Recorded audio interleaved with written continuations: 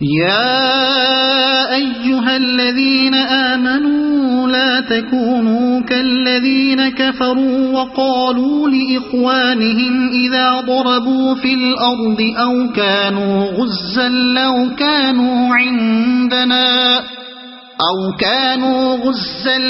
كانوا عندنا ما ماتوا وما قتلوا ليجعل الله ذلك حسرة في قلوبهم والله يحيي ويميت والله بما تعملون بصير۔ اے لوگو جو ایمان لائے ہو، کافروں کی سی باتیں نہ کرو جن کے عزیز و اقارب اگر کبھی سفر پر جاتے ہیں یا جنگ میں شریک ہوتے ہیں اور وہاں کسی حادثے سے دوچار ہو جاتے ہیں تو وہ کہتے ہیں کہ اگر وہ ہمارے پاس ہوتے تو نہ مارے جاتے اور نہ قتل ہوتے۔ اللہ اس قسم کی باتوں کو ان کے دلوں میں حسرت و اندوہ کا سبب بنا دیتا ہے، ورنہ دراصل مارنے اور جلانے والا تو اللہ ہی ہے اور تمہاری تمام حرکات پر وہی نگراں ہے۔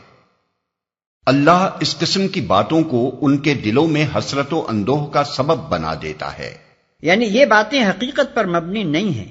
حقیقت تو یہ ہے کہ قضائے الہی کسی کے ٹالے ٹل نہیں سکتی، مگر جو لوگ اللہ پر ایمان نہیں رکھتے اور سب کچھ اپنی تدبیروں ہی پر موقوف سمجھتے ہیں، ان کے لیے اس قسم کے قیاسات بس داغ حسرت بن کر رہ جاتے ہیں اور وہ ہاتھ ملتے رہ جاتے ہیں کہ کاش یوں ہوتا تو یہ ہو جاتا۔ وَلَئِن قُتِلْتُمْ فِي سَبِيلِ اللَّهِ أَوْ مُتُّمْ لَمَغْفِرَةٌ مِّنَ اللَّهِ وَرَحْمَةٌ خَيْرٌ مِّمَّا يَجْمَعُونَ۔ اگر تم اللہ کی راہ میں مارے جاؤ یا مر جاؤ تو اللہ کی جو رحمت اور بخشش تمہارے حصے میں آئے گی وہ ان ساری چیزوں سے زیادہ بہتر ہے جنہیں یہ لوگ جمع کرتے ہیں۔ وَلَئِن مُتُّمْ أَوْ قُتِلْتُمْ لَإِلَى اللَّهِ تُحْشَرُونَ۔ اور خواہ تم مرو یا مارے جاؤ، بہرحال تم سب کو سمٹ کر جانا اللہ ہی کی طرف ہے۔ فَبِمَا رَحْمَةٍ مِّنَ اللَّهِ لِنتَ لَهُمْ وَلَوْ كُنتَ فَظًّا غَلِيظَ الْقَلْبِ لَانفَضُّوا مِنْ حَوْلِكَ فَاعْفُ عَنْهُمْ وَاسْتَغْفِرْ لَهُمْ وَشَاوِرْهُمْ فِي الْأَمْرِ فَإِذَا عَزَمْتَ فَتَوَكَّلْ عَلَى اللَّهِ إِنَّ اللَّهَ يُحِبُّ الْمُتَوَكِّلِينَ۔ اے پیغمبر، یہ اللہ کی بڑی رحمت ہے کہ تم ان لوگوں کے لیے بہت نرم مزاج واقع ہوئے ہو، ورنہ اگر کہیں تم تند خو اور سنگ دل ہوتے تو یہ سب تمہارے گرد و پیش سے چھٹ جاتے۔ ان کے قصور معاف کر دو، ان کے حق میں دعائے مغفرت کرو اور دین کے کام میں ان کو بھی شریک مشورہ رکھو۔ پھر جب تمہارا عزم کسی رائے پر مستحکم ہو جائے تو اللہ پر بھروسہ کرو۔ اللہ کو وہ لوگ پسند ہیں جو اسی کے بھروسے پر کام کرتے ہیں۔ ينصركم الله فلا غالب لكم وإن يخذلكم فمن ذا الذي ينصركم من بعده وعلى الله فليتوكل المؤمنون۔ اللہ تمہاری مدد پر ہو تو کوئی طاقت تم پر غالب آنے والی نہیں، اور وہ تمہیں چھوڑ دے تو اس کے بعد کون ہے جو تمہاری مدد کر سکتا ہو؟ پس جو سچے مومن ہیں ان کو اللہ ہی پر بھروسہ رکھنا چاہیے۔ وَمَا كَانَ لِنَبِيٍّ أَن يَغُلَّ وَمَن يَغْلُلْ يَأْتِ بِمَا غَلَّ يَوْمَ الْقِيَامَةِ ثُمَّ تُوَفَّى كُلُّ نَفْسٍ مَا كَسَبَتْ وَهُمْ لَا يُظْلَمُونَ۔ کسی نبی کا یہ کام نہیں ہو سکتا کہ وہ خیانت کر جائے، اور جو کوئی خیانت کرے تو وہ اپنی خیانت سمیت قیامت کے روز حاضر ہو جائے گا، پھر ہر متنفس کو اس کی کمائی کا پورا پورا بدلہ مل جائے گا اور کسی پر کچھ ظلم نہ ہوگا۔ کسی نبی کا یہ کام نہیں ہو سکتا کہ وہ خیانت کر جائے۔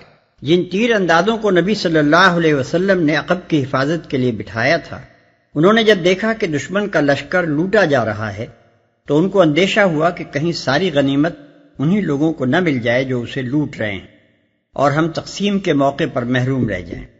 اسی بنا پر انہوں نے اپنی جگہ چھوڑ دی تھی۔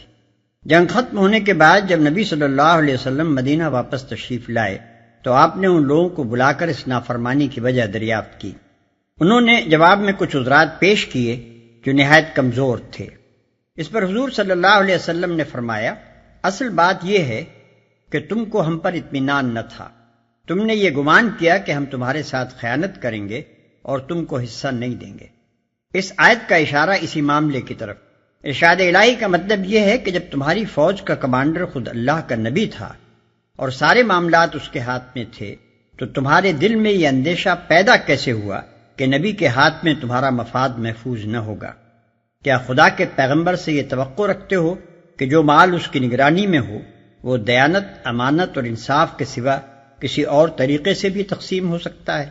أفمن اتبع رضوان الله كمن باء بسخط من الله ومأواه جهنم وبئس المصير هم درجات عند الله والله بصير بما يعملون لقد من الله على المؤمنين إذ بعث فيهم رسولا من أنفسهم يتلو عليهم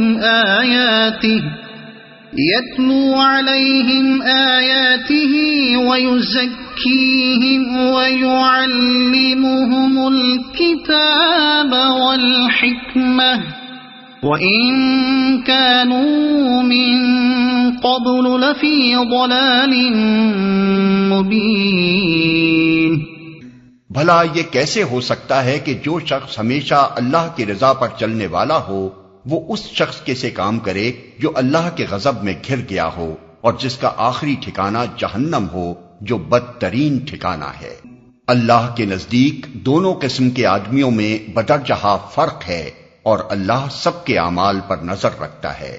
در حقیقت اہل ایمان پر تو اللہ نے یہ بہت بڑا احسان کیا ہے کہ ان کے درمیان خود انہی میں سے ایک ایسا پیغمبر اٹھایا جو اس کی آیات انہیں سناتا ہے، ان کی زندگیوں کو سنوارتا ہے اور ان کو کتاب اور دانائی کی تعلیم دیتا ہے، حالانکہ اس سے پہلے یہی لوگ صریح گمراہیوں میں پڑے ہوئے تھے۔ أَوَلَمَّا أَصَابَتْكُم مُّصِيبَةٌ قَدْ أَصَبْتُم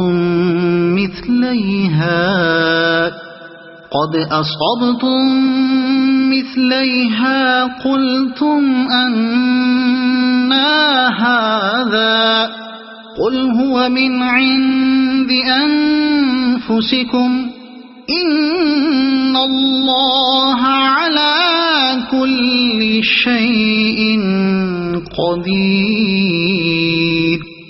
اور یہ تمہارا کیا حال ہے کہ جب تم پر مصیبت آ پڑی تو تم کہنے لگے یہ کہاں سے آئی، حالانکہ جنگ بدر میں اس سے دگنی مصیبت تمہارے ہاتھوں فریق مخالف پر پڑ چکی ہے۔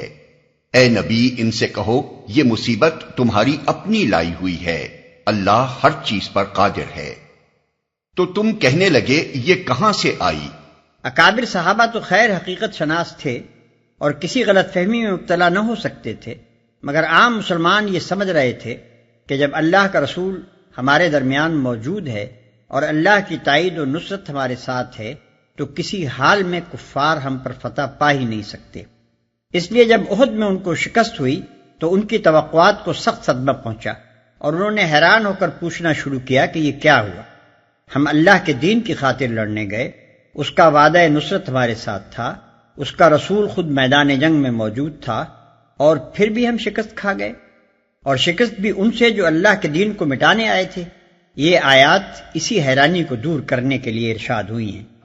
حالانکہ جنگ بدر میں اس سے دگنی مصیبت تمہارے ہاتھوں فریق مخالف پر پڑ چکی ہے۔ جنگ احد میں مسلمانوں کے 70 آدمی شہید ہوئے، بخلاف اس کے جنگ بدر میں کفار کے 70 آدمی مسلمانوں کے ہاتھوں مارے گئے تھے اور 70 آدمی گرفتار ہو کر آئے تھے۔ ان سے کہو یہ مصیبت تمہاری اپنی لائی ہوئی ہے، یعنی یہ تمہاری اپنی کمزوریوں اور غلطیوں کا نتیجہ ہے۔ تم نے صبر کا دامن ہاتھ سے چھوڑا، بعض کام تقوی کے خلاف کیے، حکم کی خلاف ورزی کی، مال کی طمع میں مبتلا ہوئے، آپس میں نزاع و اختلاف کیا، پھر کیوں پوچھتے ہو کہ یہ مصیبت کہاں سے آئی؟ اللہ ہر چیز پر قادر ہے، یعنی اللہ اگر تمہیں فتح دینے کی قدرت رکھتا ہے تو شکست دلوانے کی قدرت بھی رکھتا ہے۔ وما أصابكم يوم التقى الجمعان فبإذن الله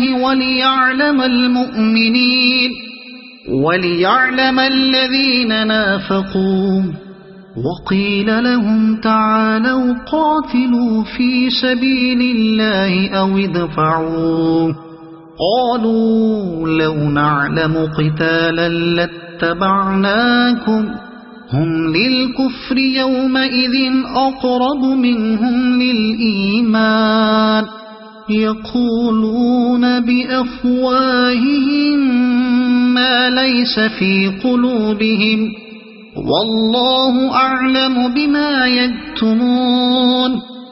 جو نقصان لڑائی کے دن تمہیں پہنچا وہ اللہ کے اذن سے تھا، اور اس لیے تھا کہ اللہ دیکھ لے تم میں سے مومن کون ہیں اور منافق کون۔ وہ منافق کہ جب ان سے کہا گیا آؤ اللہ کی راہ میں جنگ کرو یا کم از کم اپنے شہر کی مدافعت ہی کرو، تو کہنے لگے اگر ہمیں علم ہوتا کہ آج جنگ ہوگی تو ہم ضرور تمہارے ساتھ چلتے۔ یہ بات جب وہ کہہ رہے تھے اس وقت وہ ایمان کی بنسبت کفر سے زیادہ قریب تھے۔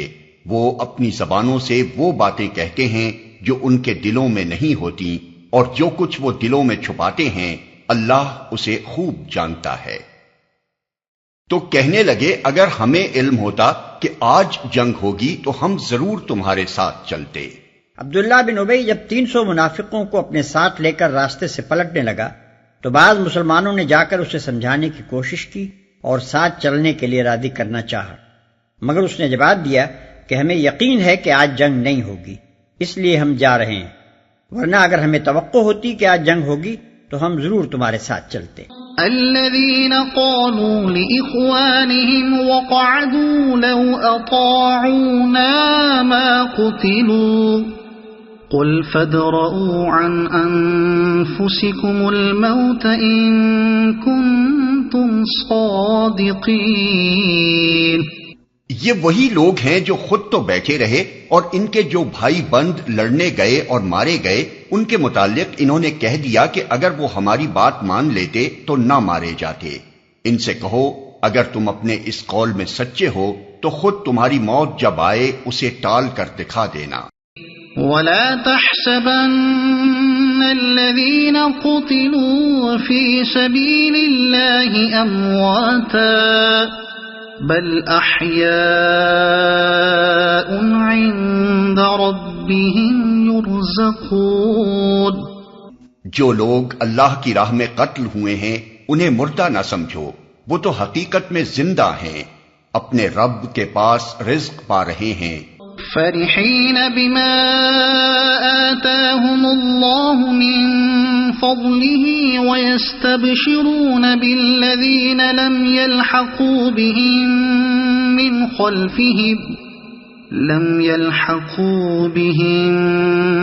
خلفهم ألا خوف عليهم ولا هم يحزنون۔